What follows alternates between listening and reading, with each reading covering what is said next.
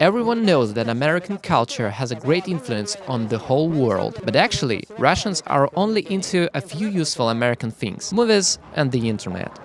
An iPhone, Google, YouTube, burgers, Coca-Cola, stand-up comedy, comics, Facebook, Madonna, Michael Jackson, American football, basketball, baseball. Oh, and of course, bowling.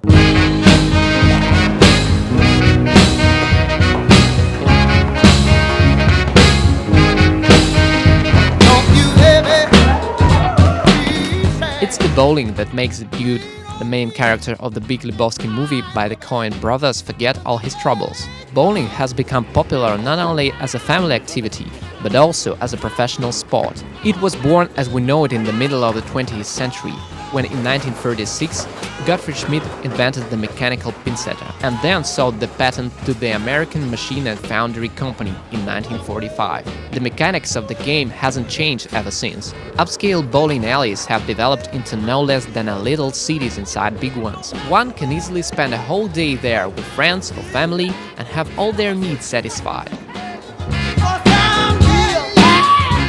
The other American cultural phenomenon that has become popular in Russia is stand-up comedy. Comedy shows where performers speak to the audience and even make fun of them and often makes jokes on the fly. Worldwide stars such as Jim Carrey and Eddie Murphy first became famous in this genre. While stand-up comedy was gaining popularity in the US, Russians came up with their own comedy show, KVN. This is the so-called humorous acting game in which a couple of teams compete for the title of the most funny.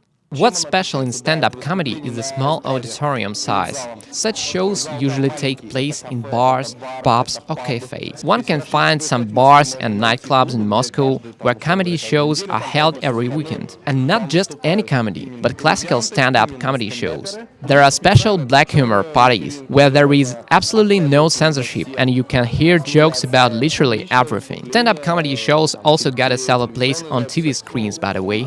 The main idea of stand-up jokes is that they sound like real-life stories. This usually involves some politics, some social life and some themes of current interest. Maybe the most popular opening line in classical stand-up jokes, at least it was back in the days when stand-up comedy was just becoming popular in Russia, is "happened to everyone." So the performer usually speaks about what happened to many people and the audience sees themselves as a hero of the story and laughs at themselves. I had a few friends in my childhood. Just one, actually. I called him Mr. Bucket. He always got mad at me and kept saying his name was John. To see real American life, not only from TV shows but through their own eyes, a couple of students went to USA this summer via a work and travel tour. In movie theaters, in cafes or at work, Americans act more confident, sometimes even saucy. When they listen to music in the subway, they begin moving to the beat much more expressive than Russian people do. It seemed to me that they were very nice, always helped us to find places we were searching for. Unlike vendors in Russia, Americans honor the law. They won't sell you alcohol if you are under 21. And you can buy cigarettes only if you are over 18. I liked it. And also, there are a lot of parties and fun stuff in America. Everything is made for people. Here is one interesting thing. Almost everywhere, edges of automobile roads are crooked. It's made on purpose. These man-made potholes are used to wake up drivers who fall asleep during a long ride. When the car runs into these potholes, it starts to shake and it wakes the driver up. We have no such system in Russia. Here is another one interesting fact. When some popular musician, Snoop Dogg for instance, make a performance in some club, the admission cost does not change in comparison to the day before, when nobody performed there. In Russia, when some pop star gives a concert in some club, it usually gets blocked off and the ticket price usually skyrockets. American music is quite popular in Russia, but the Russian artists are not well known in the state.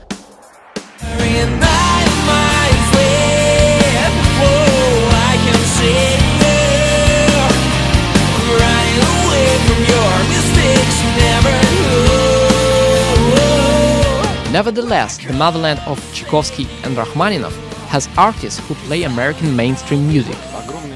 American rock bands had a tremendous impact on our music. In my opinion, American music is like the roots of every music that is made here nowadays. The most prominent representative of our genre in the USA is the band Lifehouse, who are my idols, you know. I can also name 30 Seconds to Mars, of course. Looks like there is a new trend to call such music power pop, or just mainstream like I do. American mainstream, to be precise.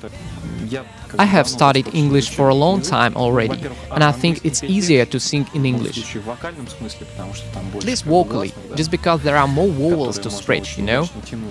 It's also relatively easy to write lyrics. Plus, this gives us more prospects in the future. It opens up for us different European rock festivals. Often after rehearsals, when we made up some new music, we just look at each other and say, "That was cool, man, we made something that is in style, but it's also our own, unique." We sincerely wish you some great music and an excellent mood. Come visit Russia and our concerts. I'm Alexey, and this is Evgeny, exclusively for 180 View.